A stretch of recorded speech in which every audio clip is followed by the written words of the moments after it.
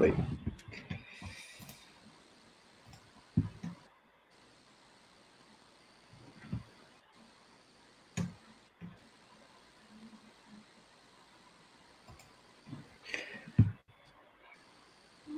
Bom, boa noite a todos e todas.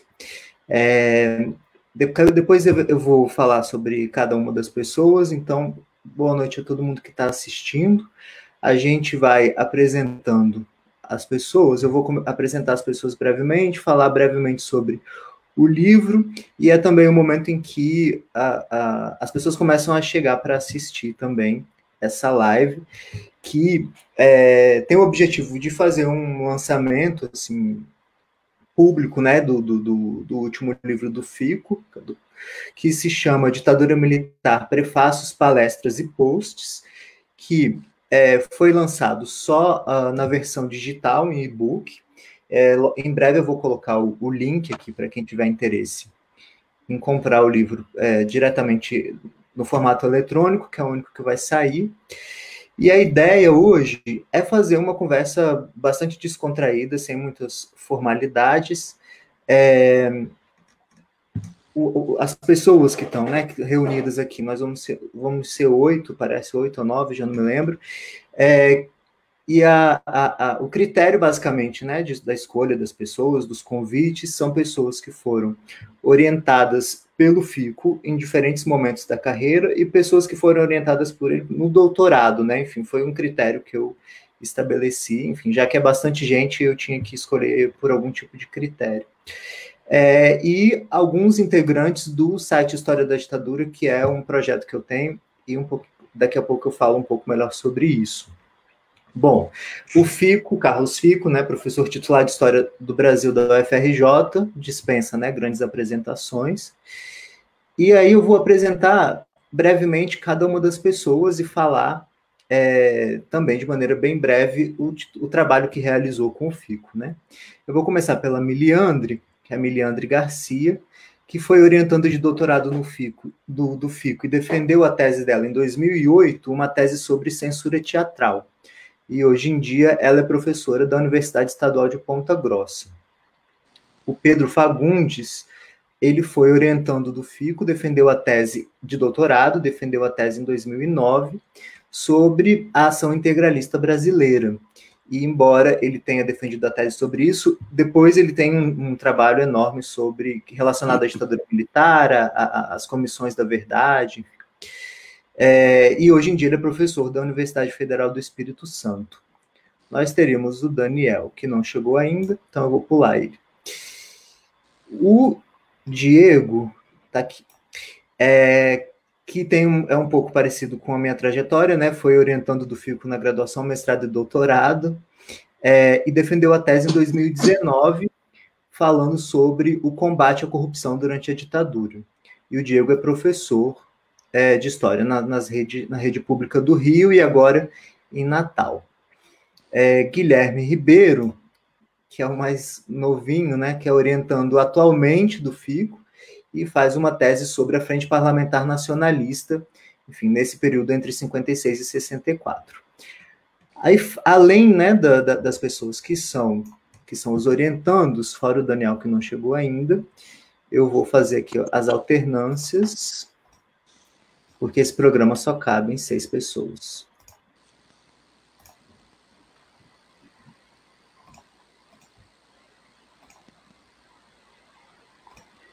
Aí a gente tem a Melanie Tuloat, que é historiadora também, fez o doutorado na Universidade de Paris III, em co-tutela com a USP, e atualmente ela faz um pós-doutorado no Instituto dos Mundos Africanos, na França.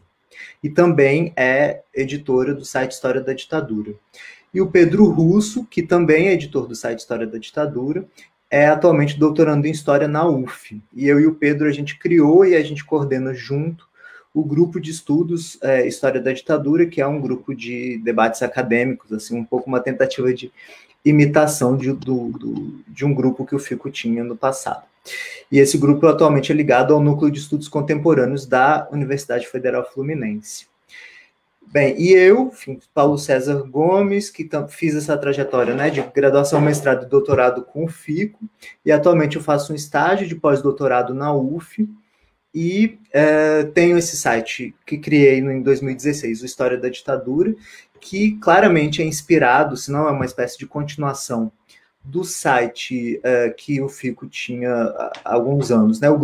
O site do Grupo de Estudos sobre Ditadura Militar, que por algum período bastante considerável foi a melhor base de dados que a gente tinha sobre o último período ditatorial, não só indicando estudos, mais pesquisas, arquivos, onde localizar determinados acervos, legislações, enfim. A dinâmica que a gente pensou para hoje é cada um, né, cada uma das pessoas vai ler ou eventualmente já perguntar direto, vai ler e fazer uma pergunta a partir do trecho do livro que selecionou e fazer alguma pergunta para o FICO. Aí, dependendo do andamento, do tempo, vão ser uma ou duas perguntas, mas eu também estou atento aqui para quem está acompanhando a live, para que essas pessoas também possam participar com perguntas para o FICO. Então, a gente começa pela Miliandre. Pode ser, Miliandre? Então, eu não sei, Fico, você quer falar alguma coisa antes de apresentação, alguma coisa do tipo? O que eu posso falar é agradecer a vocês essa gentileza aí de reunir tanta gente legal, meus ex-orientandos e o pessoal que ajuda você para comentar esse livro, né, tão peculiar que eu resolvi fazer. Então, muito obrigado, é um prazer estar aqui. Eu vou responder o que for possível sobre o livro e sobre o que mais vocês quiserem. É ótimo estar aqui. Obrigado, Fico. Então, eu vou passar a palavra para a Miliandre, e aí depois a gente vai seguindo a ordem. Bom, obrigado, boa noite, Miliandre, por ter aceitado o convite, antes de tudo. Eu que agradeço o seu convite, Paulo, oportunidade de ler um livro tão importante para os nossos estudos e também para conhecer a história do Brasil. E agradeço também a participação da Melanie, que já conhecia de outros e-mails e tinha umas coisas para tratar com ela. Enfim, agradeço a todos os presentes, orientandos e orientandas que eu conheci hoje e que já conheço dos trabalhos. Eu terminei a leitura hoje de manhã e comecei a esboçar algumas questões aqui, quase que saiu uma resenha. E queria apontar, antes de fazer a questão, como que esse livro é importante sobre vários aspectos, assim, tentar ser breve dentro também do tempo que eu disponho. E quando eu li, assim, quando eu vi que o Fico estava lançando esse livro e vi posts, né, eu falei, meu Deus, né, pensando nos posts que a gente posta e lê na internet, né, mas aí foi só um susto que logo se dissipou quando eu comecei a ler a profundidade das questões colocadas pelo Fico em todos os textos que compõem o livro, né. Apesar de ser um livro grande, né, também assustei, Fico, 404 páginas, a leitura flui de uma forma absolutamente interessante, como eu nunca experimentei lendo um livro de história.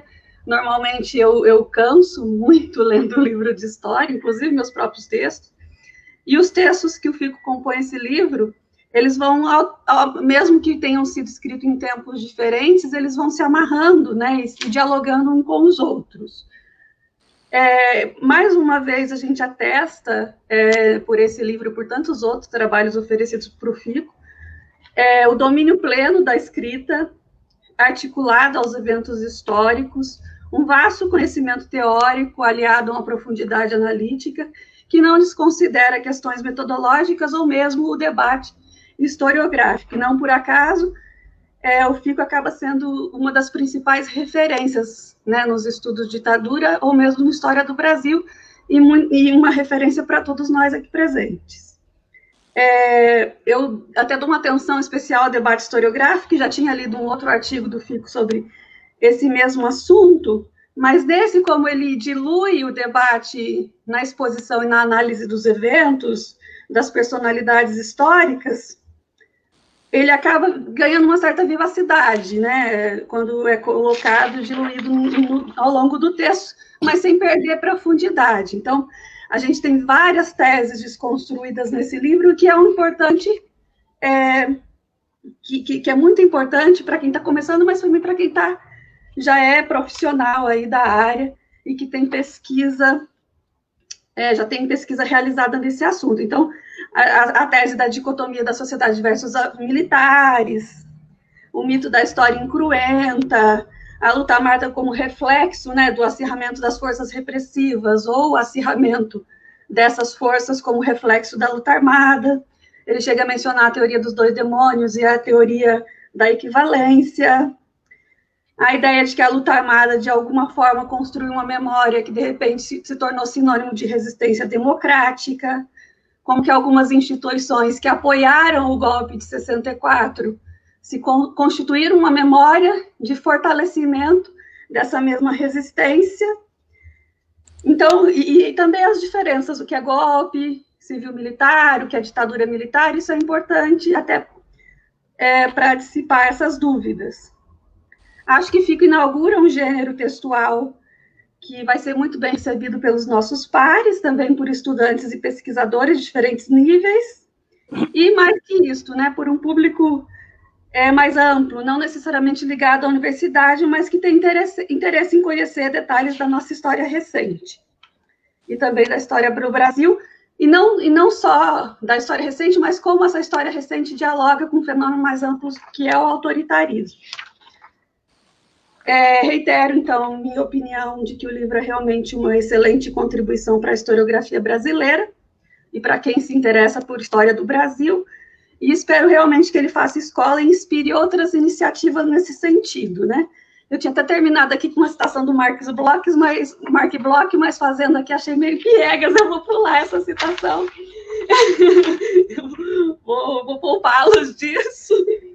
E, assim, para concluir, eu acho que é o trabalho de um historiador altamente qualificado, né, que tem um talento incrível para analista político, mas é também um registro do nosso tempo, né, do tempo do FICO, do nosso tempo, com toda a esperança, né, daí ele cita muitas vezes nos textos o fortalecimento de uma jovem democracia e o desespero que essa mesma época traz, né, reforçando e muitas vezes trazendo para a pauta a questão da tradição golpista. Nesse sentido, que é a minha pergunta para o FICO. A gente vê no texto, e conforme vai passando o contexto, né? Em alguns textos de 2011, 2014, talvez, 2014 acho que eu não vi, mas assim, a partir do início ali de 2011, 2012, a gente percebe que ele fala sempre de um fortalecimento dessa democracia, que não há chances de ter golpe no Brasil, mais por conta justamente dessa fase no qual vivemos. E a partir que esses textos avançam temporalmente, a gente vai vendo que o FICO vai ficando mais desiludido, como todos nós.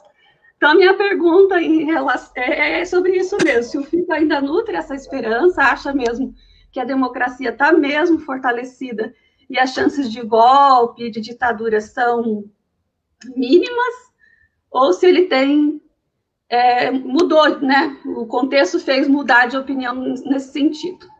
Obrigada mais uma vez, agradeço ao Paulo e a Melanie e ao FICO por ter me proporcionado a oportunidade de ler esse livro. Ok, Miliandre, muito obrigado aí pelas tuas palavras, tomara que isso tudo seja verdade. Como isso fica gravado, depois eu vou ficar ouvindo várias vezes, que eu adoro ser elogiado. Então, muito obrigado. Olha, eu estava pensando nisso hoje mesmo, porque vocês viveram, provavelmente, assim, da adolescência para cá, né, quando a gente tem uma consciência maior, uma experiência de democracia, né? Inclusive, esses dois governos que pareciam dar a impressão de que o Brasil estava num bom caminho, me refiro ao governo Fernando Henrique, sobretudo o primeiro governo Lula, né, apesar das diferenças, né, dava essa impressão até de uma complementariedade e tudo. Mas eu sempre tive uma impressão, eu sempre fui pessimista, continuo sendo pessimista, por várias razões, em relação à democracia brasileira. Até porque a minha experiência, ao contrário da de vocês, é muito distinta e mostra mais ou menos o padrão, a permanência, porque quando eu tinha, sei lá, 17, 16 anos, a partir daí, vamos dizer, eu estava vivendo o governo Geisel, depois o governo Figueiredo, né? Só aí foram 5 anos de Geisel, 6 anos de Figueiredo, mais 5 de Sarney, que foi um governo tutelado pelos militares, e mais o governo Collor, que foi um governo de direita, que sofreu impeachment por corrupção. Então, se vocês somarem esses anos todos, dá uma experiência, uma vivência muito negativa em relação à política brasileira, né? Então, muito embora nós tenhamos, ao fim e ao cabo, esses momentos dos governos Fernando Henrique e Lula, sobretudo, eles sempre me pareceram uma exceção, embora eu tivesse, como todo mundo, a esperança de que aquilo fosse o início de um projeto melhor para o Brasil, né? Ou liberal, ou de centro-esquerda, qualquer coisa que nos afastasse do autoritarismo e das concepções conservadoras e direita que foram a nota prevalecente na história republicana. Esse é um aspecto, né? Então, eu sou muito pessimista e vou dizer que não chego a me surpreender. É claro que o governo Bolsonaro é chocante, surpreendente, mas governos de direita e mesmo de extrema direita é o que constitui a regra no Brasil. Outra coisa é a hipótese de golpe. Golpe eu acho que não.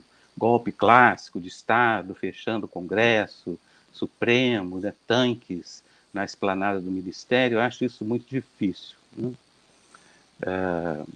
O que não significa, no entanto, que a gente não tenha enveredado por um caminho de fragilização da democracia.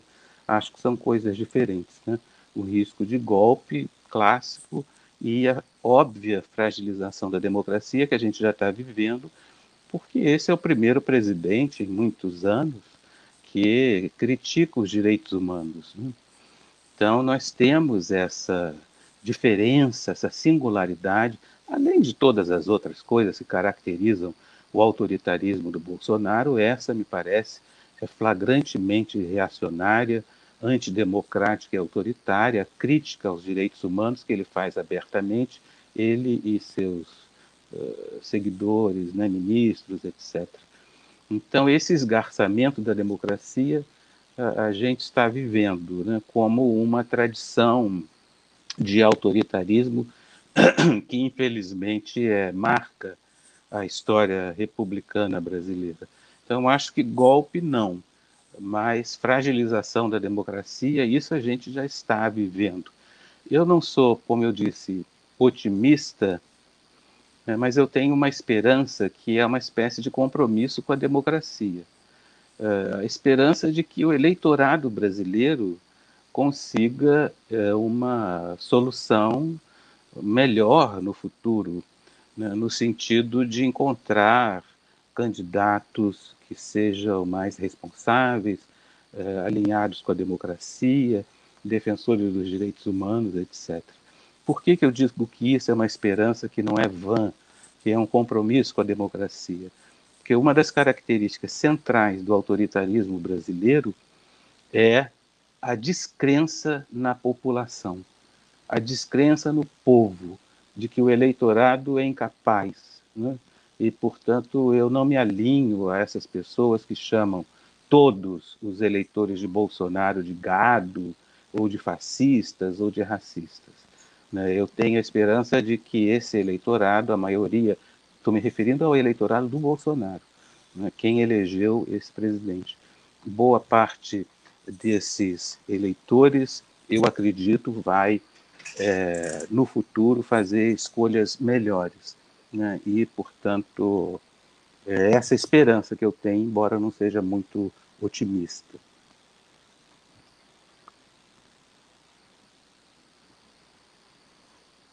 Bom, eu vou passar agora para o Pedro Ernesto. Eu tive um problema que a internet caiu, mas resolvi. Pode ir, Pedro? Tudo não sei bem. se Emiliano quer fazer alguma coisa, ou tá bom, não sei. Tá bom? Tá, pode ir, Pedro. Em primeiro lugar, boa noite a todo mundo que está nos acompanhando ao vivo. Agradecer também ao Paulo essa gentileza do convite, talvez aqui num evento promovido por esse espaço que eu acho que é muito importante, que é a história da ditadura, história durante um período, né? É uma forma de a gente estar atingindo, de certa maneira, um público que na sala de aula, na academia, aqui no Brasil, no momento consegue atingir. Então, se possível, parabenizo a sua iniciativa, as suas ideias, os seus projetos, porque projetos muito importantes para difundir os nossos trabalhos. Também um grande abraço ao Carlos Chico, que me suportou durante 4 anos de aprendizado para mim, então, e sempre recordo como das nossas conversas, dos nossos encontros, da sua orientação. Também um abraço, colegas que eu estou conhecendo, eu acho que é a Melanie, o Pedro Russo e o Diego, que são do História em Quadrinhos, se não estou enganado. Parabenizo também. Estendo abraço ao Paulo pela iniciativa. A Miliana conhece desde a época do grupo Facebook, da história, alguma coisa assim, que a gente acabou em um momento coordenando aquele acabou sendo ativado pelo FICO, porque chegou um momento como tinha só de contato dentro do grupo, fazendo postagens completamente loucas. Então, aquele grupo acompanhou um pouco o clima político do Brasil nessa última década. Mas a minha questão, olhando o seu livro, eu detive com mais atenção os 4 ou 5 artigos que você escreveu especificamente a Comissão Nacional da Verdade. E é interessante que os artigos, eles começam em 2011 e encerram em 2014. Ou seja, foram o antes, durante e o depois da entrega do relatório final da Comissão da Verdade. De maneira geral, o seu posicionamento sempre foi muito, digamos assim, pessimista em relação aos trabalhos da Comissão da Verdade. Sem momentos, inclusive, acabou manifestando especificamente a sua presença, se alguém o para participar da Comissão da Verdade, você tomar parte dos membros, você apresentou os seus argumentos, você um historiador participar de um espaço como a da Verdade. Mas, passados esses anos todos e já observando o que aconteceu, ali você estava escrevendo, como se diz, você estava vendo os acontecimentos e, no meio dos acontecimentos escreveu sobre a Comissão da Verdade, frustrações, o seu descontentos, a sua contrariedade com alguns rumos que a comissão tomou. Mas eu queria saber, assim, hoje, em 2020, o balanço que você faz da Comissão Nacional da Verdade. Qual teria, se teve a opinião, legado da Comissão Nacional da Verdade?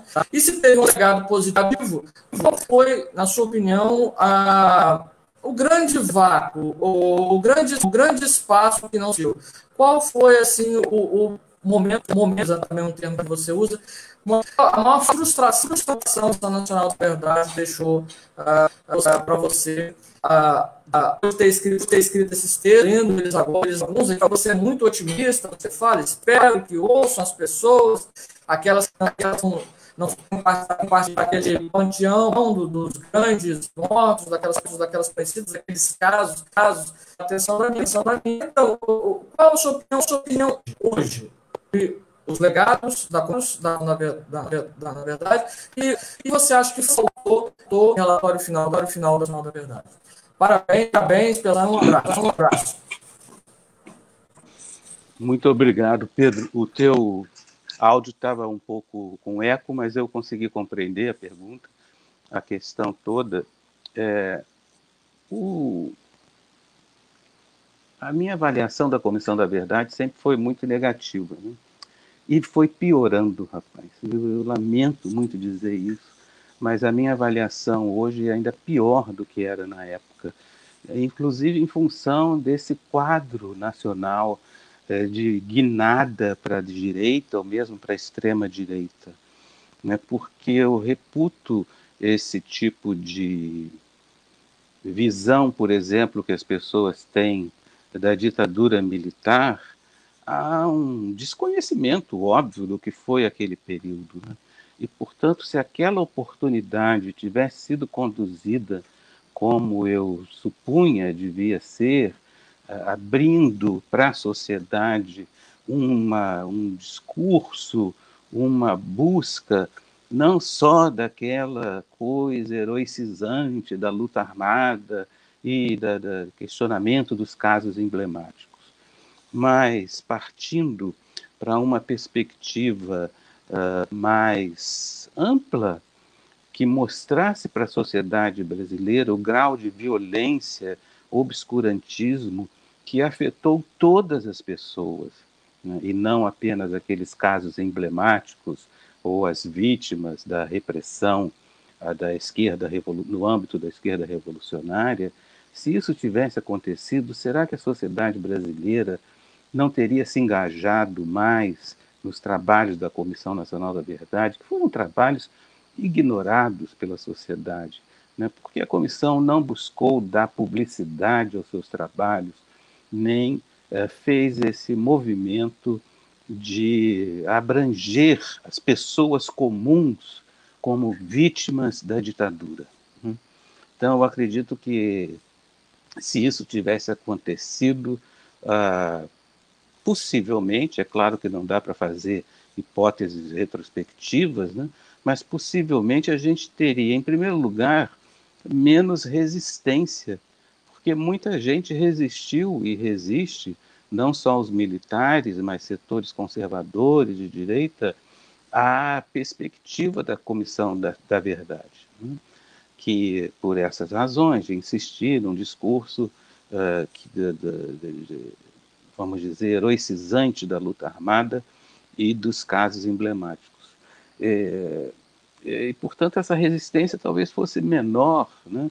E talvez tivesse havido, naquela ocasião, um engajamento das pessoas comuns, e, como eu sempre digo, sempre disse, continuo dizendo, nem sabem até hoje que foram vítimas da ditadura, né? Quantas pessoas foram vítimas da espionagem, por exemplo, da censura, ou disso ou daquilo, e não tem nem ideia disso, né?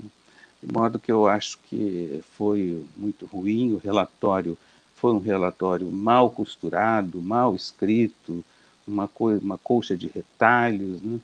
E as contribuições melhores, inclusive, vieram da imprensa e de algumas assessorias da comissão.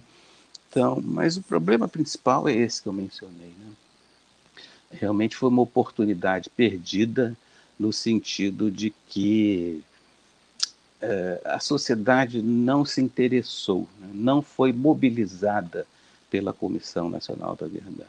Então, a minha avaliação piorou, porque eu ainda acho, além de tudo que eu achava naquela época, eu acho hoje que nós teríamos um país com uma sociedade mais conhecedora dos prejuízos da ditadura do que nós temos, né? Então, lamento muito dizer isso, não tenho nada contra as pessoas que compunham a Comissão Nacional da Verdade, mas, como eu sempre disse, eu ainda acredito que foi uma estratégia totalmente equivocada e que, enfim, gerou prejuízos, inclusive, né?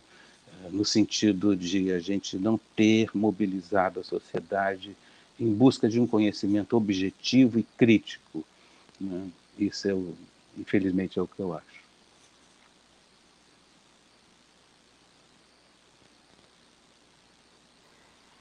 Obrigado, Pedro, obrigado, Fico.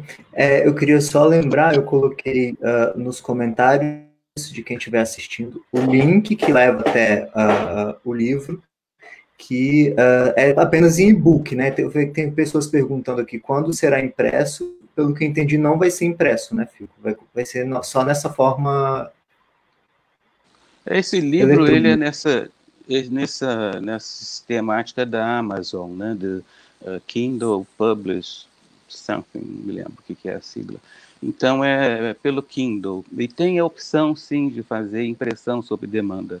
Mas como é um livro que eu penso muito como sendo experimental, por diversas razões, eu quis deixá-lo na versão eletrônica, nesse primeiro momento, para ver como é que é, né, para conhecer essa plataforma, e a experiência até tem sido muito interessante. Mas daqui a algum tempo eu vou autorizar isso que eles chamam de impressão por demanda. Então você poderá comprar o livro impresso, né, e sei lá, não sei bem como é que funciona, mas eles imprimem apenas aquilo que os números de exemplares por demanda, né? Mas ainda eu vou deixar um mês ou dois apenas como e-book, porque eu tenho muito interesse, não apenas em vender livro, enfim, em que as pessoas leiam, mas também em conhecer essa experiência dessa plataforma, que é a maior, né, em termos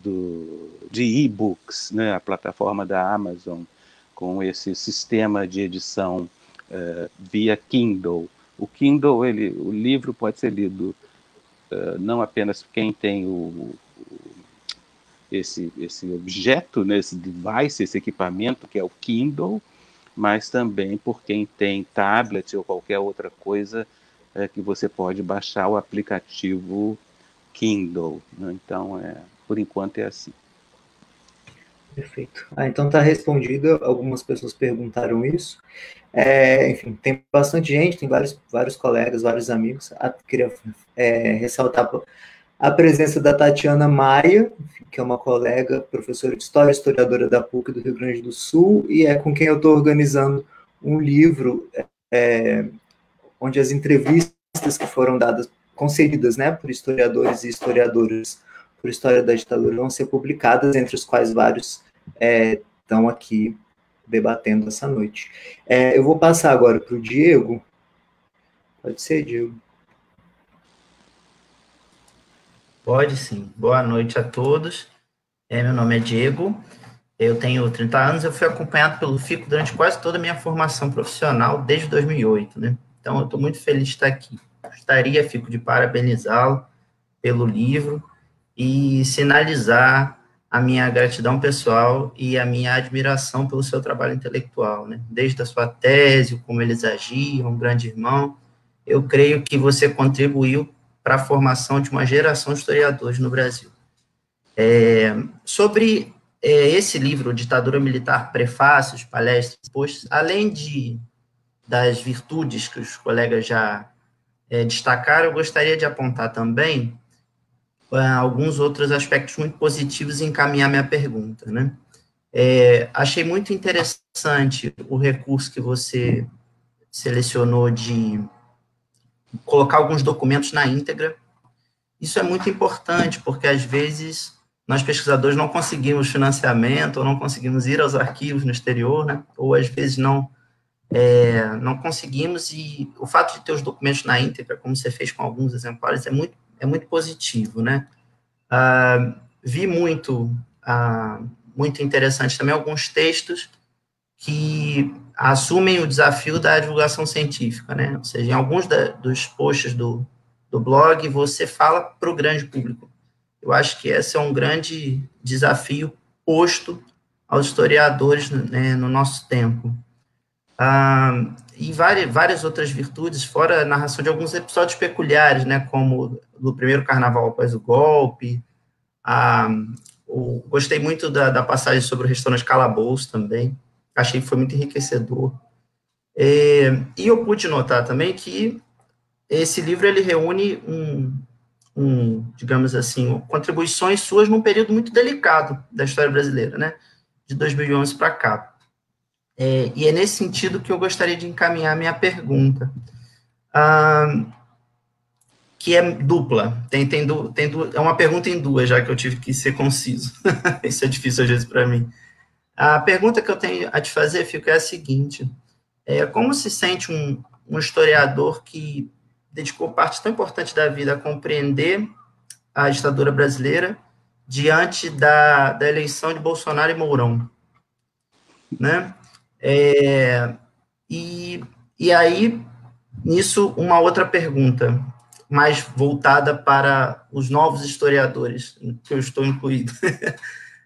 Quais perspectivas você acredita que são promissoras para a pesquisa acadêmica sobre a ditadura nos próximos anos? Que áreas você acha que podem trazer novidades? Obrigado, Diego. Que bom ver você, né? Depois de tanto tempo a gente não se via. E olha, a eleição do Bolsonaro e do Mourão, né? Esses personagens tão despreparados, tão desqualificados, né? É realmente muito negativo, muito ruim, a expressão da fragilidade da democracia brasileira, né? Agora, é um tema que eu acompanho esse personagem Jair Bolsonaro há anos, há décadas, né? Desde que ele foi vereador aqui no Rio de Janeiro, não por prazer, evidentemente, mas por obrigação profissional, no sentido de estar sempre atento a essa expressão, talvez a mais organizada que havia e talvez ainda haja, do conservadorismo no Brasil, que está aí no contexto das Forças Armadas, né? Não me surpreendeu, por exemplo, que o Bolsonaro ou qualquer outro candidato de extrema-direita que tivesse sido eleito fosse buscar nos militares os quadros para ocupar ministérios, etc. E tal. Esse autoritarismo, né, que a gente sempre refere autoritarismo ao Estado, à ditadura, etc., ele também tem uma dimensão, e esse é o tema da minha pesquisa, que eu imagino que será a última que eu vou fazer de grande fôlego, que eu venho fazendo há muitos anos, sobre o autoritarismo brasileiro, essa utopia autoritária brasileira, como eu chamo, e que tem também uma dimensão socialmente existente, quer dizer, o autoritarismo, como eu dizia, não está referido apenas ao Estado, aos governos, às ditaduras, mas está muito presente na sociedade, por diversas razões, que não vou detalhar aqui, mas enfim. Então, a percepção desse autoritarismo tão amplo e que se expressa no racismo, na homofobia, na violência, na aversão aos pobres, isso é um tema que eu venho observando há muitos anos. E até me surpreendeu muito, por isso eu mencionei antes, a eleição e os governos democratas do Fernando Henrique, do Lula, depois de toda aquela turbulência do impeachment do Fernando Collor, né? Dava até, como eu disse, a impressão de um bom encaminhamento. Quando o Bolsonaro foi eleito, ou estava em vias de ser eleito, numa dessas muitas entrevistas, eu falei assim, mas pelo menos a gente vai conseguir ver, bem delimitar, qual é o tamanho da direita, da extrema-direita, e nesse eleitorado qual é o grupo que está agindo apenas por ressentimento ou por uma atitude antipetista, né, como se costuma dizer. Então, pode ser um pouco, digamos assim, cínico dizer, né, mas eu acho que é um laboratório incrível para a visualização desses aspectos todos, inclusive o fato de que desde o fim da ditadura, desde o fim do bipartidarismo, em 79, nós não tínhamos um partido de direita plenamente organizado, né, e expressivo, que pudesse, por exemplo, concorrer à presidência da República, né? E isso acabou acontecendo não por meio de um partido, mas por essa circunstância toda que levou à eleição do Bolsonaro. Então, talvez seja cruel, né, como historiador, dizer que isso é um bom laboratório, mas realmente é, né?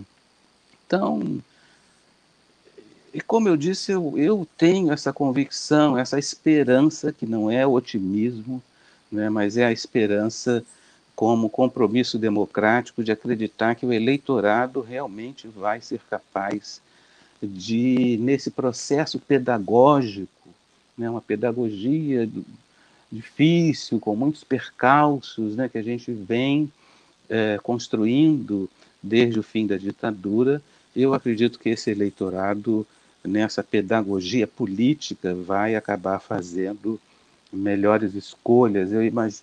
Vocês imaginem se em 2020, esse ano terrível, né, por tantas razões, por exemplo, se Donald Trump não for reeleito, ou se os candidatos apoiados pelo Bolsonaro nas eleições municipais próximas não forem amplamente vitoriosos, né? Só isso já daria algum alento, né, para nós que estamos vivendo tão mal esse ano de 2020. Agora, quanto às perspectivas da historiografia sobre a ditadura, eu acho que é preciso duas coisas. Uma, ampliar as pesquisas empíricas, porque, ao contrário do que possa muita gente supor, ainda há muitos acervos a serem trabalhados, né? Inclusive acervos que não dizem respeito estritamente à repressão, mas a diversos outros aspectos, economia, administração, e a sociedade também, né? A história das pessoas comuns.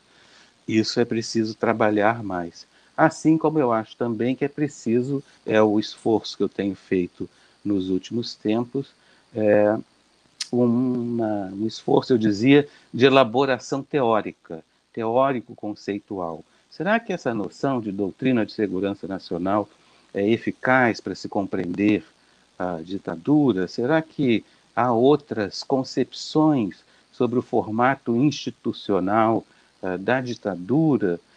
O que significa a noção de violência, no caso brasileiro, comparado com outros? Então, esses aspectos, vamos dizer, conceituais, me parece também que precisam de aprimoramento, como eu tenho tentado fazer em alguns artigos acadêmicos, né?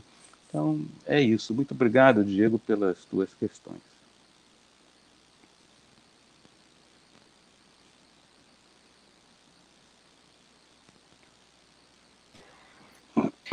Então, vamos lá. O Daniel entrou, mas eu acho que está com algum problema de câmera. Eu vou passar para o Guilherme. Aí, antes, eu só queria lembrar as pessoas que estão assistindo que podem fazer perguntas. A nossa pretensão é não passar muito de 1 hora, enfim, porque a gente vive também um momento de bastante cansaço, né, desse formato live, mas, de qualquer forma, eu acho que 1 hora é um tempo bom. E também falar que quem está assistindo aqui é a Denise Goulart, que é a filha do Jango, que é uma pessoa super querida e que está sempre acompanhando os eventos. Pode ser você, Guilherme? Pode ser. Então, boa noite a todos. Também agradeço a oportunidade de estar aqui, o convite do Paulo. Queria parabenizar, né, o meu orientador, professor Carlos Fico, pelo lançamento. Essa obra, eu acredito que é um respiro de lucidez em meio a tanta ignorância que a gente tem vivido. Então, é muito mais do que oportuna.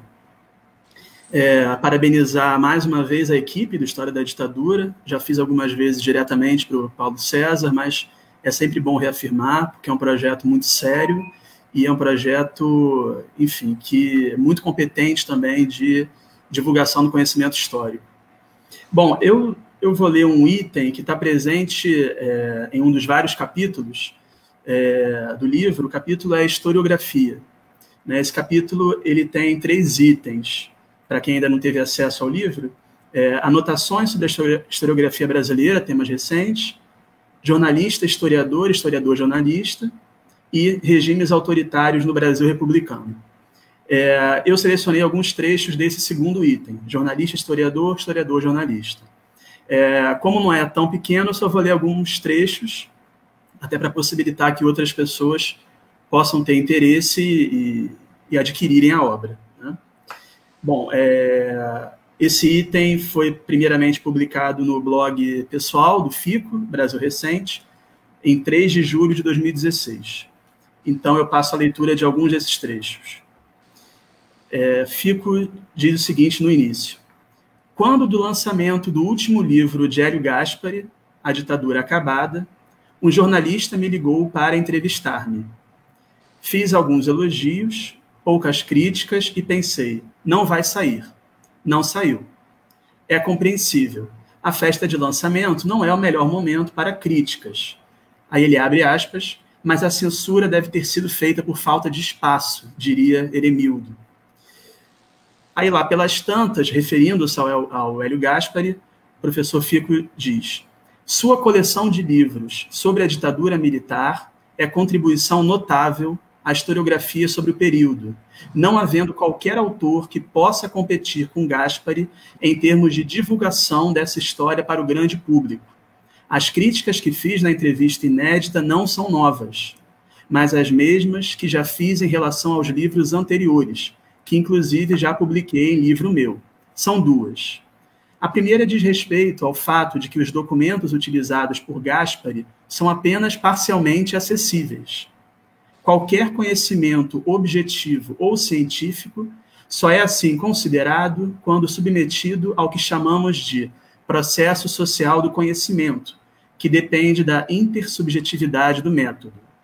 Numa linguagem menos arrogante, isso significa que os pares, isto é, os outros pesquisadores, devem ser capazes de reproduzir o caminho que trilhamos para checar se procedemos acertadamente.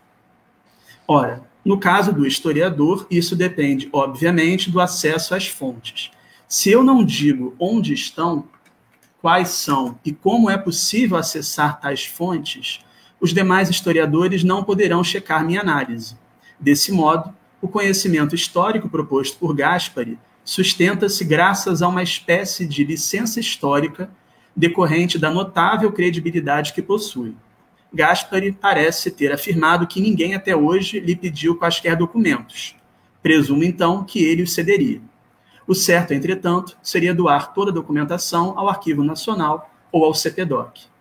A segunda crítica tem a ver com a abordagem teórica de Gaspari, provavelmente inadvertida, que repousa em concepção segundo a qual a história é conduzida por heróis e vilões, mais do que por causas estruturais. Trata-se de enfoque muito conhecido pelos historiadores, tendo prevalecido desde sua consolidação no final do século XIX, na Universidade de Berlim, até aproximadamente os anos 40, quando o Zanelli e o marxismo praticamente varreram a velha escola historicista ou positivista, como era chamado. Tal concepção está muito associada à história política tradicional e costuma ser bastante influenciada por fontes como as que Gaspari usou, isto é, documentos produzidos pelos próprios heróis, entre aspas, cuja leitura acaba sendo em algum momento incorporada pelo analista. Geisel, Golbery e Heitor Ferreira saem muito bem no retrato feito por Gaspari. E mais ao final, Fico vai dizer, são críticas menores. O livro de Gaspari deve ser lido porque se aprende muito com ele. Intitulei essa postagem, jornalista historiador, historiador jornalista, porque pretendia comparar o livro de Gaspari com o recente livro de Marco Antônio Villa, Collor Presidente. Mas ela já vai muito grande, fica para a próxima. Então, eu fiquei bastante curioso com essa última parte, porque uma vez que fica claro que definiria o jornalista historiador, eu queria que você falasse um pouco dessa outra categoria, o historiador jornalista, no sentido de entender quais são os procedimentos, o que faz uma pessoa ser considerada historiador jornalista. O que difere isso, né, o historiador jornalista, de simplesmente um historiador, né? E quais são os perigos, os problemas, se é que existem, em ser um historiador jornalista.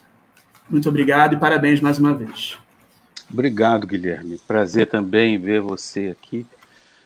É uma questão interessante. Eu acabei nunca escrevendo essa resenha do livro do Villa, né, sobre o Collor, que é um livro interessante, tem uns problemas também, que sua pergunta suscita. De algum modo, tem a ver com a questão da divulgação científica. Quando nós, profissionais acadêmicos, né, pesquisadores, e não só historiadores, mas biólogos, químicos, pessoal da astrofísica, etc., nos lançamos ao grande público por meio de debates, por meio de divulgação científica, programas na televisão, comentários em telejornais, ou nas rádios, ou seja, ou nos blogs, na internet, né, como eu fiz esses anos todos, mais de 10 anos, há um risco, né? Há um risco grande que é o da superficialidade, né? O da superficialidade também disso que afeta alguns desses colegas que, como eu, gostam de fazer divulgação científica, que é a síndrome do dei-me um tema, né? Dei-me um tema, ou seja, eu falo sobre qualquer coisa.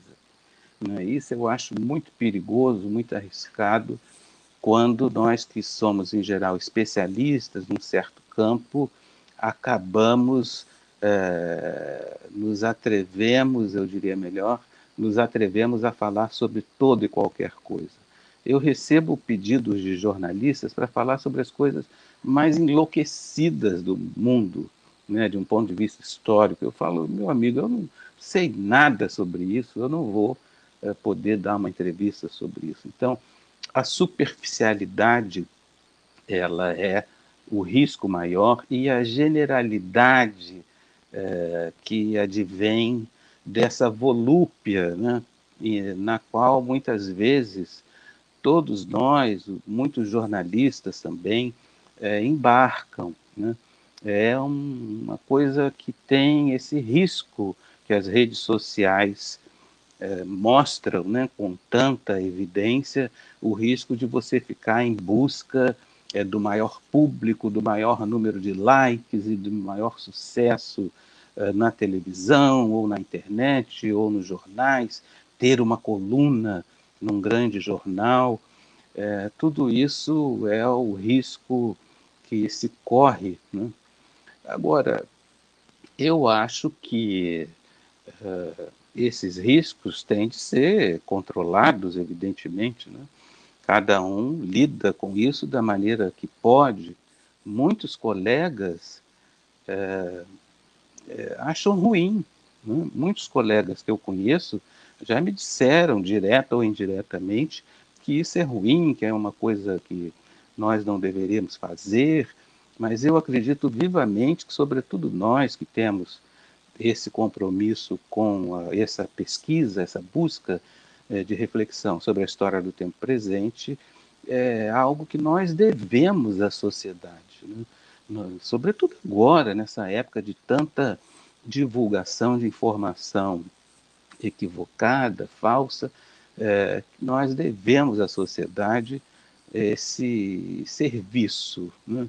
Esse serviço que é de dar uma informação qualificada, equilibrada, objetiva, mostrando as nossas preocupações, mostrando as nossas fontes, mostrando as nossas reticências também, nossas dúvidas, sem cair na generalização do dei-me um tema, que eu falo sobre qualquer coisa, e sem se deixar levar por essa volúpia, né, da aparição pública, que é muito fugaz, é muito irrelevante. A gente que faz história sabe quantas pessoas eram enormemente conhecidas em sua época, 40, 50, 100, 200, 300 anos atrás, e que hoje ninguém nem se lembra, né? Então, eu tenho esses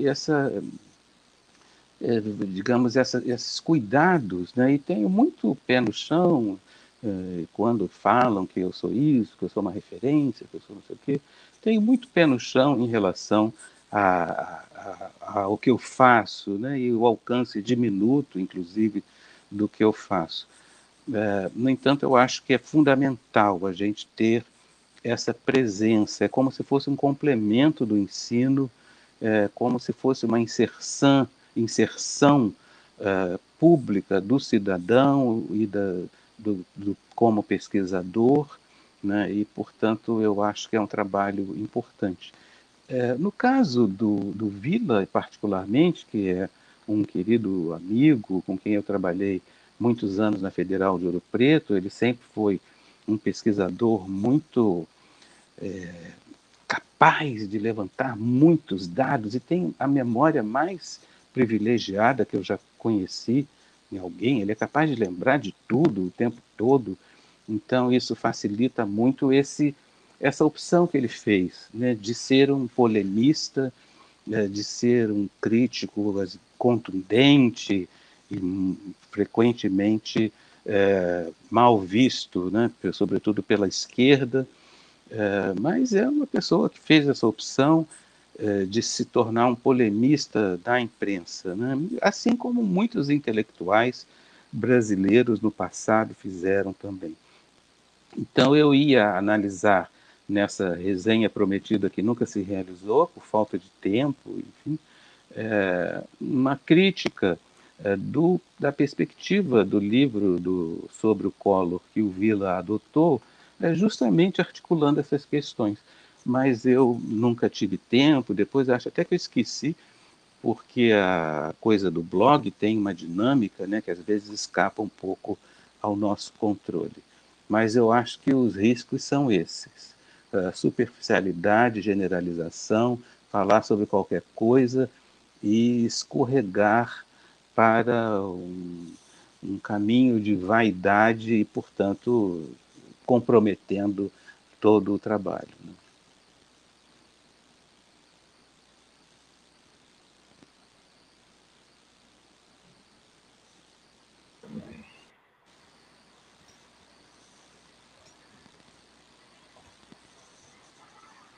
Toda uma engenharia aqui.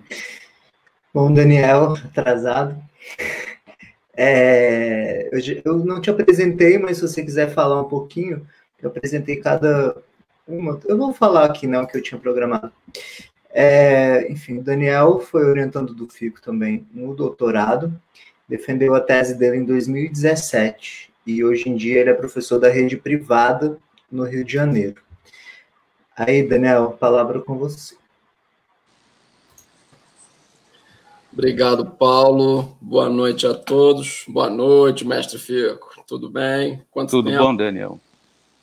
É um prazer para mim estar aqui também, ainda mais eu me lembro bem que enquanto eu estava, fazendo doutorado, boa parte desse livro aí estava sendo escrita também pelo professor Fico, vários desses verbetes aí, artigos, não sei nem como descrever aqui direito, mas a minha pergunta vem de uma curiosidade enorme, e como a gente já está se aproximando do fim, eu quero fazer uma pergunta mais leve também, para não deixar o Fico aqui em apuros. E é uma curiosidade enorme aqui minha, que você falou já, acho que algumas vezes, professor Fico, de como que esse livro foi escrito muitas vezes em saguões de aeroporto. Eu queria que você falasse um pouco sobre esse processo aí de escrita, que envolve um pouco de caos, um pouco de artesanato, e como é que você fez para porque eu lembro na época você também estava com a CAPES. A CAPES, exatamente, então era realmente uma rotina bem pesada. E como é que então foi esse processo aí de escrita esperando a ponte aérea e muitas vezes, acredito, sem acesso às fontes, Então, como é que ia se desenrolando aí essa rotina de escrita nesse momento? Ô, Daniel, obrigado pela pergunta. Prazer te ver mais uma vez. Há muito tempo a gente não se vê, Você continua jovem, O Daniel é dessas pessoas que não envelhecem, É impressionante. Ele sempre teve essa cara de bebê. Mas olha só, Daniel, eu realmente escrevi isso em situações muito confusas, porque estava na coordenação da área de História, na CAPES, e viajava loucamente. Eu sou uma pessoa que não gosta de viajar, mas eu fiquei 7, 8 anos coordenando a área e tinha esse compromisso de visitar todos os programas no Brasil inteiro. Então foi isso mesmo, eu escrevia em hotel, escrevia em aeroporto, escrevia em avião e fazia muito rascunho, né? Rascunhos que depois eu ia corrigindo quando chegava em casa ou quando chegava no hotel, né?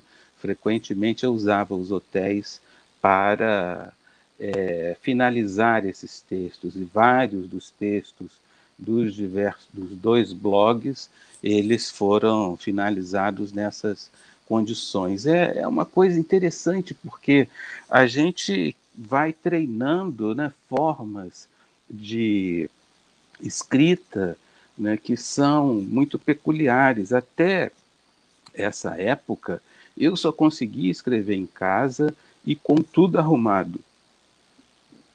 Se tivesse qualquer coisa em casa fora do lugar, eu não conseguia começar a escrever.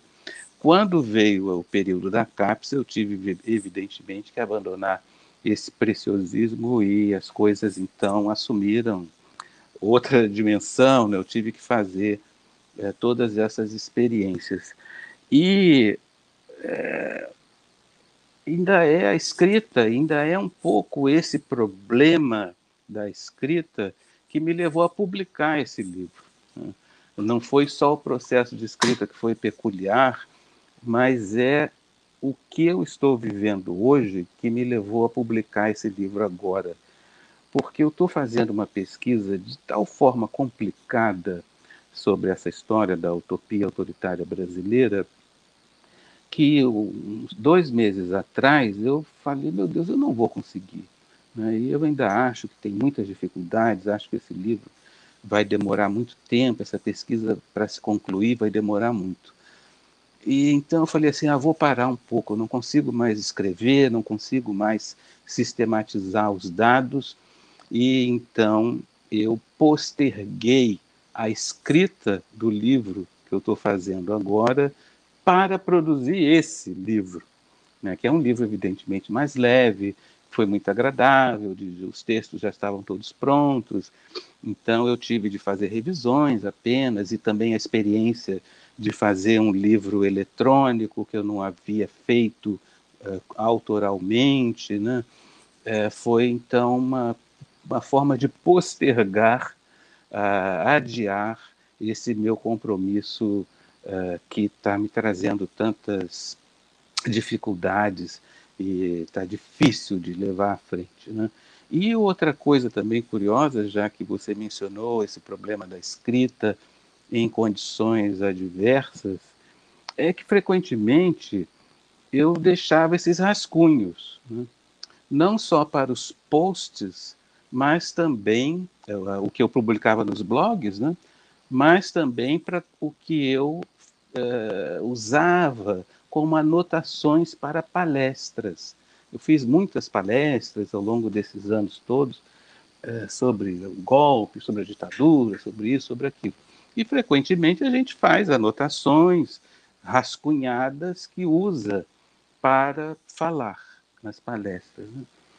E o que me ocorreu tempos atrás, uns 3 meses atrás, pode parecer um pouco mórbido, mas eu pensei assim, e se eu morrer e vier um peste desses, bem intencionado, vamos publicar os inéditos de Carlos Fico, né? Eu falei assim, eu vou apagar tudo. Então eu resolvi fazer uma seleção do que eu não apagaria para evitar que algum bem intencionado infeliz publicasse inéditos sem a minha revisão depois da minha morte. Eu acho isso uma das piores coisas que há, né? Você, enfim, o que você vai fazer? Você morreu, não tem mais como evitar nada, mas publicar inéditos de alguém que não autorizou, que não finalizou um texto, alguém que se preocupa com a escrita, é uma das piores homenagens, eu acho, que se pode fazer, embora em alguns casos isso tenha nos dado acesso à literatura de alto nível. Mas como não seria, obviamente, o meu caso, que sou um escritor, um historiador menor, eu resolvi fazer isso também, pegar o material que eu tinha, por exemplo, as palestras, né? Vai que alguém pegue aqueles rascunhos e resolva, sei lá, editar aquilo da maneira como estava. Então, todas as palestras que estão nesse livro, sobre prefácios, palestras e posts, eu escrevi agora, esses últimos 3 meses, mais ou menos. Ou seja, dei uma forma escrita a anotações que havia feito anteriormente. Então, eu espero ter me livrado desse pesadelo que é o de alguém publicar inéditos, porque eu apaguei os outros arquivos aqui de rascunhos e só esses que eu resolvi publicar, né? Acho que publicação de inédito é tão ruim quanto dar o nome de alguém a uma sala num desses prédios decadentes das universidades, né? São homenagens que eu realmente não tenho o menor interesse em receber, inclusive deixo aqui registrado nessa gravação, e que se vocês ouvirem falar disso, por favor, olha, quando o Fico estava vivo naquele dia, ele disse que não queria nem nome de sala, nem publicação de inéditos.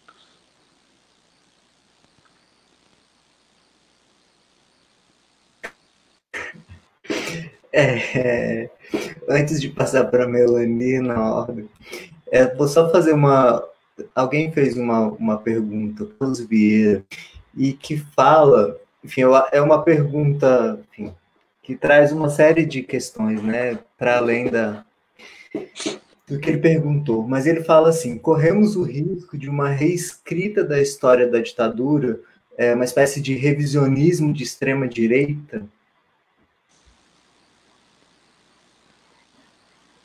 É essa a pergunta. Revisionismo de extrema-direita? Eu acho que não, acho que esse risco a gente não corre, não, porque a história que acaba prevalecendo como disciplina acadêmica, como conhecimento histórico, tem sido feita por historiadores muito qualificados, né? A gente tem uma quantidade de historiadores altamente qualificados que têm produzido conhecimento crítico, né? Então, essas tentativas aí de valorização, positivação, de dizer que havia um lado bom na ditadura, isso aí acaba não prevalecendo no campo do conhecimento, né? O que não significa, evidentemente, o mesmo sucesso com o grande público, e daí a importância da divulgação científica, do ensino, né, qualificado, mas do ponto de vista da construção do conhecimento histórico, esse risco eu acho que não existe.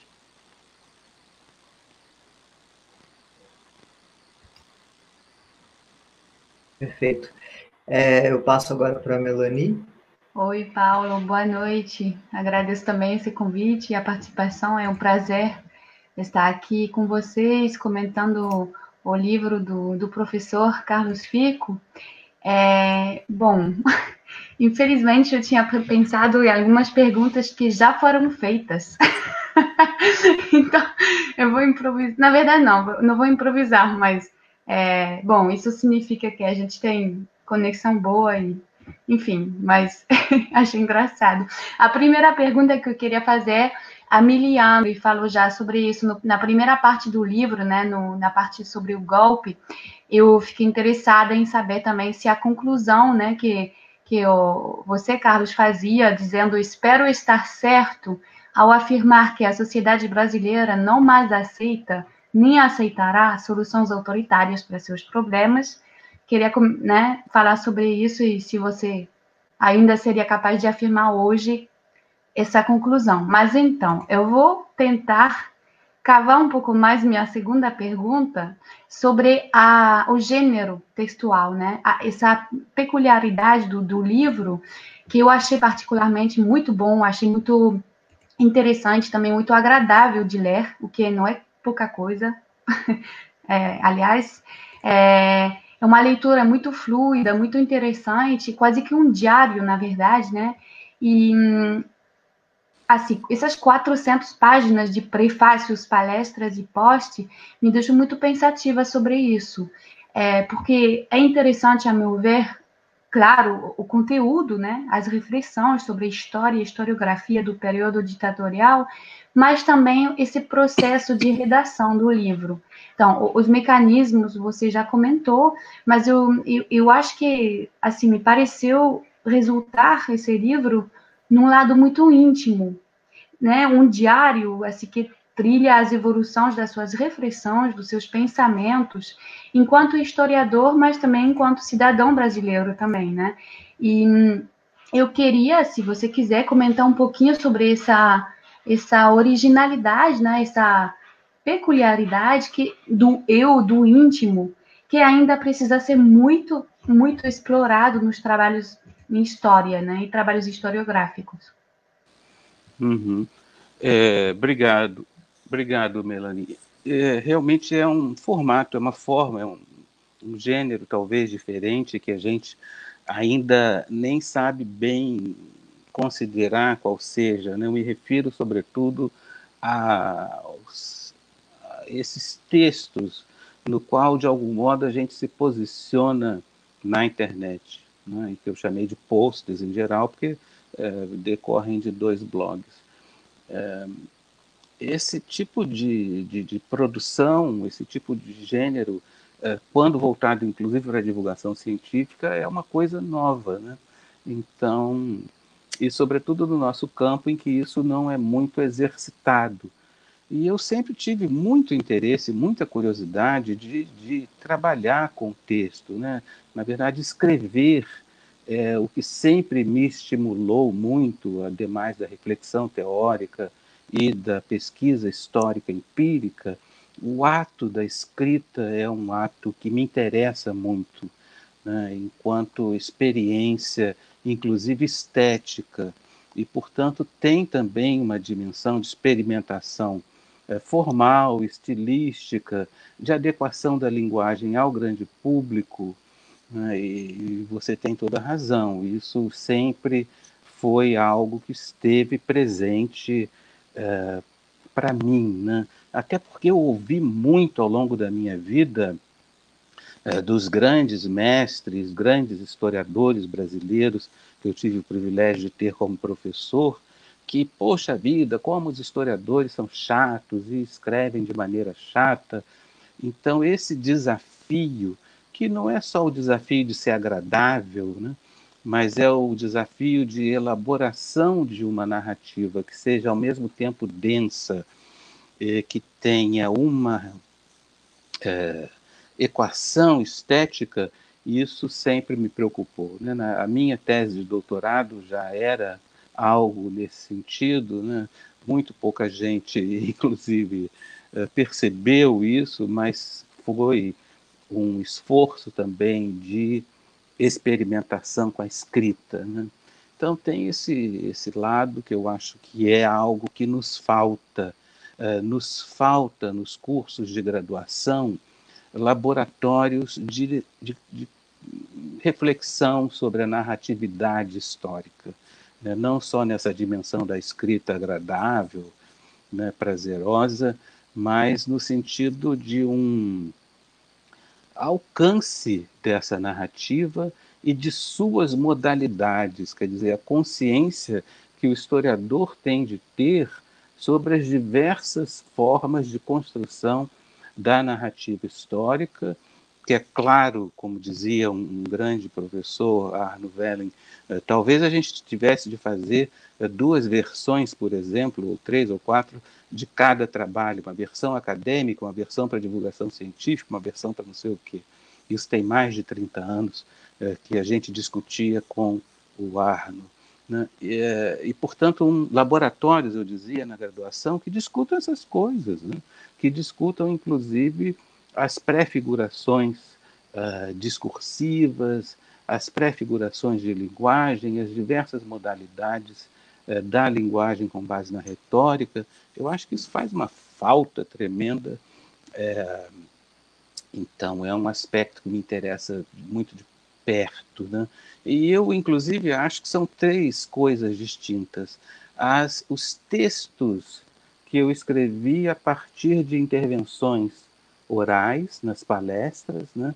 Então, ali você tem toda uma tentativa, um jogo de sedução com as plateias, para seduzi-las, para interessá-las, e os prefácios, né, que são momentos também de você lançar questões que frequentemente não lançaria ou teria mais cautela no caso de textos acadêmicos, né? Os prefácios nos dão essa liberdade de falar com mais, sem amarras, sem muitas amarras, sobre temas às vezes polêmicos, né? Então, são 3 modalidades aí muito interessantes, e todas elas com a presença da subjetividade, né? Que é, ou seja, do autor, a minha presença, de algum modo, mais ou menos nesse ou naqueles textos, mas sempre presente, até porque tem a questão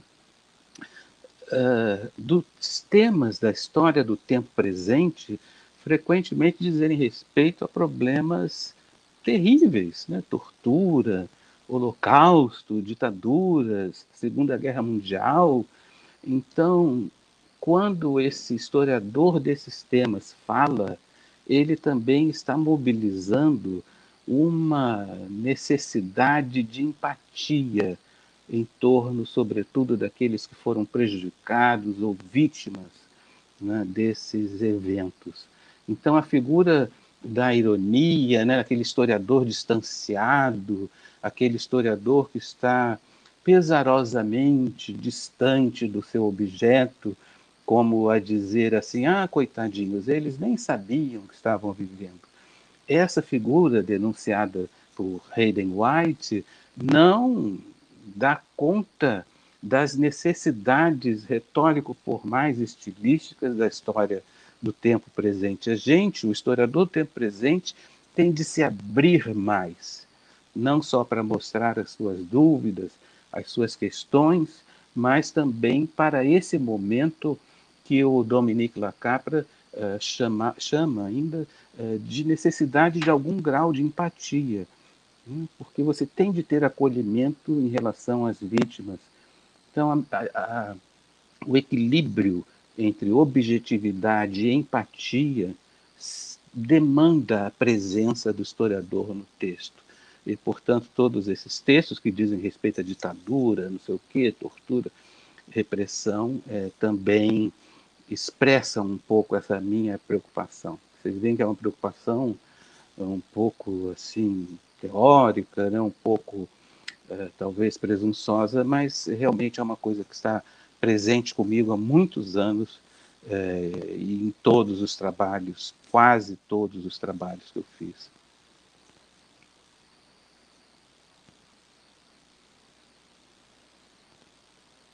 Perfeito. Enfim, eu e a Melanie, a gente tem um traço em comum, né, que é a obsessão pelo trabalho e pouco ambiciosos também. Daqui a pouco eu já estou vendo a gente discutir a criação de um laboratório, de um grupo de estudos, não sei o que, sobre escrita. Antes de passar para o Pedro, eu vou só fazer uma pergunta aqui do público. Acho que uma das últimas, né, que a gente já está 1h20, que é a do Anísio Leite, e ele fala sobre uma pergunta sobre o tempo atual, né? E a questão é: as Forças Armadas mudaram da ditadura para cá? Podemos dizer que este discurso mais revisionista, entre aspas, é hegemônico no interior das Forças Armadas ou ele é marginal, apesar do engajamento público de alguns membros dessa instituição com este discurso da ditabranda, entre aspas? Como o professor olha para essa questão? Eu não sei se eu entendi bem, Paulo, é sobre a questão de se as Forças Armadas mudaram da época da ditadura para cá, e como é que é a segunda parte da pergunta? Isso, e se esse discurso revisionista, eu imagino que ele esteja se referindo a essa apologia ao arbítrio que a gente vive por parte de figuras do governo, se ele é marginal ou se ele faz parte efetivamente de um engajamento público desse discurso da ditabranda. Então, seria qual o peso desse discurso apologista, né, vamos dizer assim, ao arbítrio, né? né? Olha, uma coisa que eu posso dizer é assim, que houve mudança entre os militares da época da ditadura para cá, até porque eles estão, de algum modo, enquadrados por um aparato institucional, Constituição, enfim. Agora, e por outro lado também, eu acho que essas aparições mais extremistas, né, elas não são a generalidade nem nas Forças Armadas, nem, eu quero crer, na sociedade brasileira, né? Então, tem essas duas coisas. Agora, eu até estou escrevendo um verbete para um dicionário do Francisco Carlos sobre o intervencionismo, nessa pretensão de tutela das Forças Armadas na trajetória brasileira. Então, foram muitas, né, desde a própria proclamação da República, que foi um golpe, né, militar,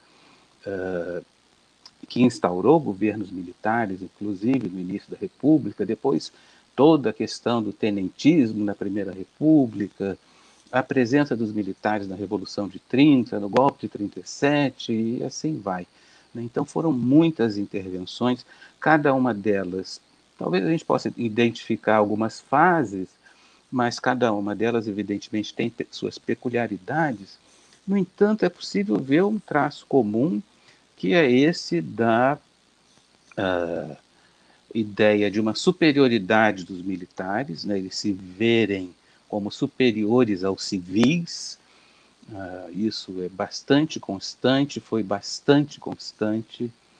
Eu acho que esse traço, infelizmente, ainda é constante, né, porque a gente vê frequentemente os militares, sobretudo os mais velhos, né, com essa visão negativa da política, enfim, e o recurso à ilegalidade, né?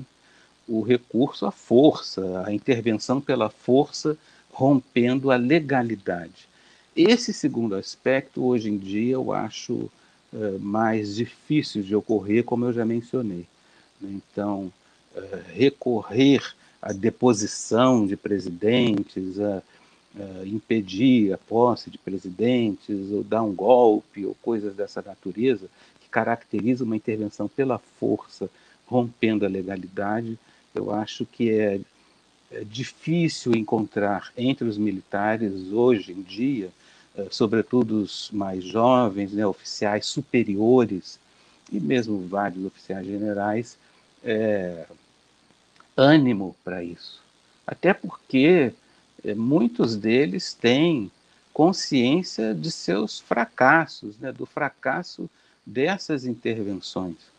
Me refiro não só à ditadura militar, mas a outros momentos, né, famosos militares brasileiros e pessoas que participaram, né, Juarez Távora, sei lá quem, general Odílio Diniz, todos eles, ao término, ao cabo de suas vidas, escrevendo suas memórias, falam, nós fizemos tanta coisa e não conseguimos, uma frustração com essa trajetória de intervenções, né? Então, há mudanças, no entanto, há permanências também, mas eu acho que a mudança principal é que essa disposição para uma intervenção pela força, rompendo a legalidade, ela não prevalece hoje.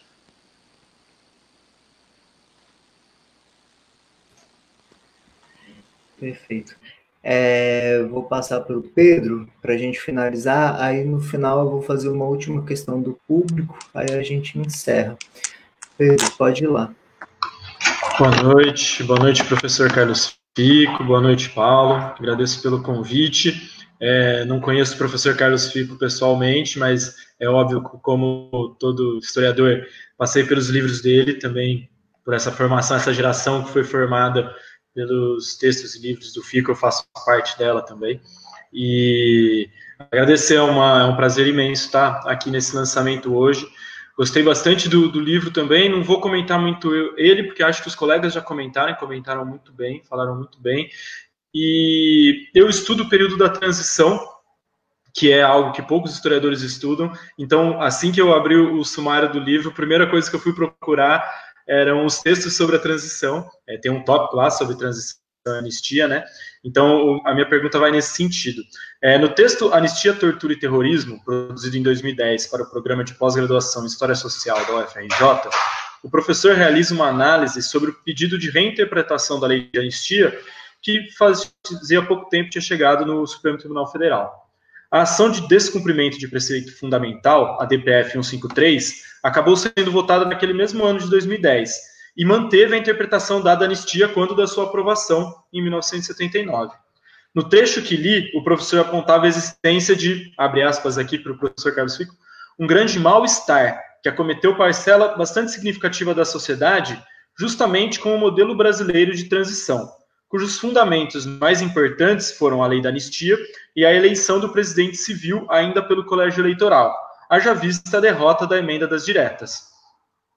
Gostaria de fazer duas perguntas a partir desse trecho. A primeira é: o senhor acha que com a votação da DPF 153 pelo STF, aquele mal-estar que existia antes, ele foi superado ou foi apaziguado? Como que ficou esse mal-estar depois dessa votação da DPF pelo STF, né? E a segunda é: como a história pode nos ajudar a entender o processo da transição política no Brasil e qual você acha que são as influências que essa transição tem, que a gente consegue perceber na construção da nova república e também as consequências para o contexto político atual brasileiro de 2020. Obrigado, Pedro. Prazer estar aqui contigo também. Obrigado pelas perguntas. Essa questão da transição, começando pelo final, né? Que consequências tem o modelo de transição? Eu acho que tem muitas consequências, né? Muitas consequências, e hoje isso está mais claro do que nunca.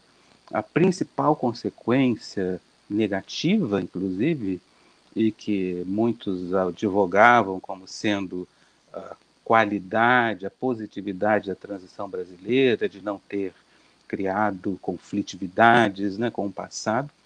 A principal questão negativa, eu dizia, é a de não termos constituído uma sociedade democrática com o predomínio simbólico do poder civil. O predomínio do poder civil, eu digo simbólico, porque evidentemente quem tem armas sempre tem um certo predomínio, né? Mas as sociedades verdadeiramente democráticas, elas vivem esse predomínio, né? Nem se cogita a hipótese de um golpe, ou de um governo militarizado, ou de militares ficarem dando palpite sobre isso, sobre aquilo, a todo momento. Então, essa fragilidade da democracia brasileira não foi enfrentada na transição, né? E isso, inclusive, se configura, não por acaso esse artigo 142 tem sido tão lembrado, né, por essas pessoas com perspectiva golpista, né, pitadas golpistas, como diria o ministro do Supremo sobre outro assunto. Essas pessoas que ficam falando, tá vendo, o artigo 142 da Constituição, ele permite a intervenção militar, o que é uma tremenda bobagem, né? Mas muita gente diz isso. E por que eu estou falando do 142? Porque junto com a lei da anistia, né, além da questão da eleição indireta do presidente civil, na verdade, eu acho que esses dois aspectos foram as cláusulas fundamentais. A anistia, ou seja, a autoanistia, que os militares se concederam em 79, e em 1988, no debate da Constituição, a permanência na Constituição brasileira da atribuição aos militares da garantia da lei e da ordem. Eles não abririam mão dessas duas coisas. A autoanistia, ou seja, não serem julgados, e a atribuição para si da defesa da lei e da ordem. A esquerda, em 88, antes até, no processo de debate da Constituição, tentou retirar da Constituição essa atribuição. Não só à esquerda, mas, pasmem, o próprio Afonso Arinos de Melo Franco, que foi o redator de uma comissão de altos estudos criada pelo Sarney em 86, para oferecer uma espécie de caminho, né, um projeto inicial. Na proposta do Afonso Arinos, que acabou não sendo usada, essa atribuição não havia, deixaria de existir. Mas os militares fizeram um dos maiores lobbies da história brasileira, junto ao Congresso Constituinte, para manter o artigo 142. Então, o artigo 142, que é da tradição republicana realmente, expressa essa fragilidade da democracia brasileira, no sentido de que eles permanecem como uma instância tutelar, como a gente tem visto dramaticamente hoje em dia, né? Isso tinha sido, de algum modo, diminuído, dos governos de Fernando Collor até o governo da Dilma, isso estava mais ou menos sob controle, mas agora voltou com um ânimo provavelmente que muita gente não esperava, né? Mas desde 88, quando houve esse debate, a esquerda e setores democráticos apontam essa fragilidade, né? Então, acho que esse é o grande prejuízo que a transição, o modelo brasileiro de transição deixou para a contemporaneidade, sem falar de outros, talvez, aspectos menores. E no caso da ADPF, aquele julgamento, né, francamente, eu não sei o que poderia ter sido diferente, né? Na época, eu creio que nesse artigo, aí, nesse post, sei lá, do medo que eu tive na época, porque o Supremo, uma assessora lá, me pediu para eu atuar como depor, né, como se fosse um perito numa audiência pública. Eu fiquei apavorado e ia dizer que não iria, porque acho muito ruim esse papel do historiador como perito, e fiz uma pesquisa rápida no diário do Congresso sobre a questão da lei da anistia, ou seja, saber se naqueles debates em 79 o Congresso tinha ciência de que estava perdoando os torturadores, e tinha, né? Então, o que você vai fazer, né? O que o Supremo Tribunal Federal poderia fazer? Naquele momento, muitos tinham a expectativa de fazer uma estratégia que não era a ADPF, não era questionar o Supremo Tribunal Federal, mas era de entrar com uma série de ações na justiça comum. Algumas pessoas entraram, mas muitas não entraram. Havia essa combinação, né, para se entrar na justiça questionando torturadores e repressão e isso e aquilo, para avolumar esse debate na sociedade e levar o único ator que seria capaz de rever a lei da anistia, que era o Congresso Nacional, não era o Supremo Tribunal Federal. Então, eu avalio como tendo sido uma estratégia. Um grande analista desse assunto disse: essa DPF aí cai como um raio em céu azul, né? Não era a estratégia que havia sido pensada pela esquerda de avolumar a justiça com demandas e, finalmente, pressionar o Congresso para revisão. Então, é claro que isso também deixa um passivo enorme nessa dimensão que eu mencionei, né, de não haver no Brasil ainda um predomínio civil, um predomínio simbólico do poder civil, o que é certamente talvez uma das maiores fragilidades da nossa democracia e que agora ficou mais do que nunca evidente. Mas não estava fora, digamos, de cena, né? Se nós pensarmos, por exemplo, nos decretos de garantia da lei da ordem e todo esse processo, né? Portanto, é uma transição que deixou vários passivos, né?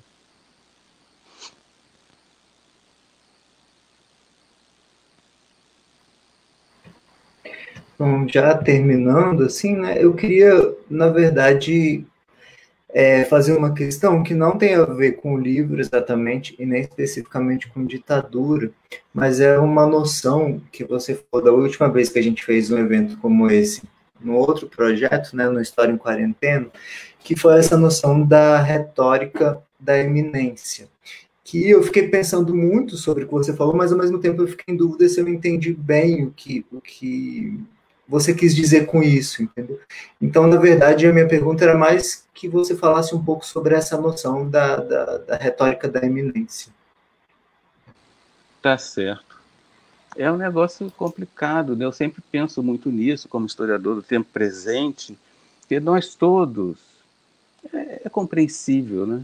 Todos nós somos seres humanos e achamos que esse tempo vivido, a história do nosso tempo, aquilo que nós experimentamos, é expressão de um momento de auge, né? Como se nós estivéssemos no fim da história. Até a gente sabe que não é assim, mas nós vivemos o nosso cotidiano, as nossas experiências, as nossas questões, como se elas fossem as principais, as culminâncias dos processos históricos todos. Isso a gente viu sempre acontecer em todos os séculos, né, nos que há registros históricos, e até o grande historiador Leopold von Ranke usou uma expressão curiosa para designar esse vício, esse problema, dizendo assim, olha, todas as épocas estão próximas a Deus, né? No sentido de criticar o presentismo, né? Como se só a nossa época presente fosse a mais significativa. E a outra dimensão disso é que nós, então, achamos que vai acontecer uma grande coisa, uma grande transformação. Então, agora com a pandemia, ou daqui a um ano, o mundo vai estar completamente mudado. Agora, como foi eleito Donald Trump ou Bolsonaro, então não sei o que vai acontecer, estamos todos à beira do abismo ou na fronteira do paraíso, dependendo se for um evento positivo, né, visto como positivo. Então é isso que eu chamo de retórica da iminência, né, como se nós estivéssemos na iminência de acontecimentos decisivos que mudarão completamente a vida da sociedade e a vida como a gente conhece. Isso frequentemente não ocorre, nem mesmo depois de eventos muito dramáticos, né? É claro que mudanças ocorrem e nós temos experimentado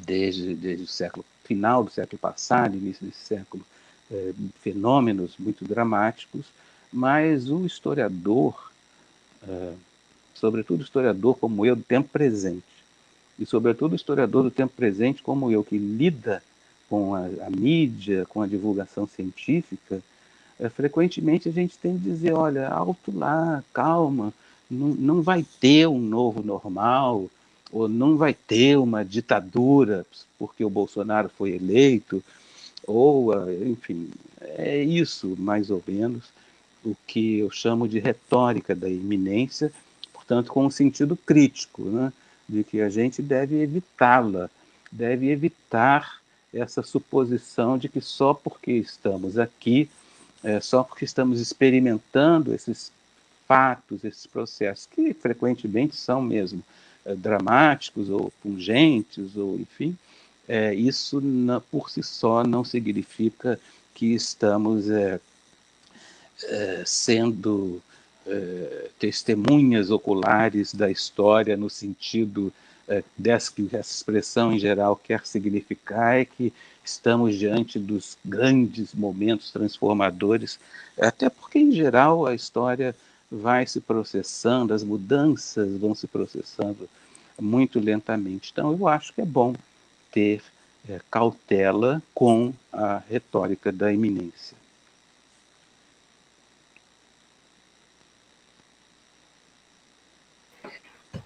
Bom, gente, eu queria agradecer muitíssimo. Eu vou, se alguém quiser fazer mais algum comentário, alguma questão, eu botei na ordem inicial aqui na tela, já que não pode aparecer todo mundo ao mesmo tempo.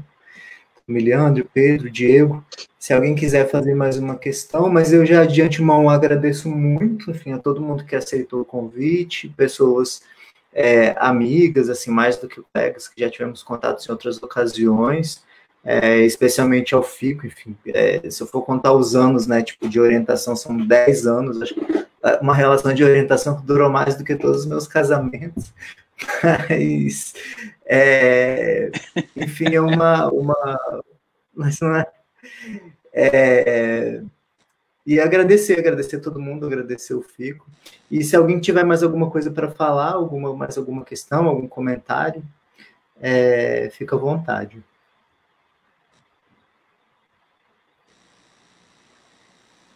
Eu acho que está todo mundo já um pouco cansado. Eu mesmo poderia ficar falando um tempão aqui, mas eu também quero agradecer. Foi um prazer, e vocês todos, a satisfação de ver alguns dos meus ex-orientandos. É muito bom. Isso é a melhor coisa que tem na carreira de professor, é ver a trajetória dos orientandos, né, dos bem-sucedidos, e vocês são alguns deles, e vários outros também têm uma expressão acadêmica já, né, tão significativa.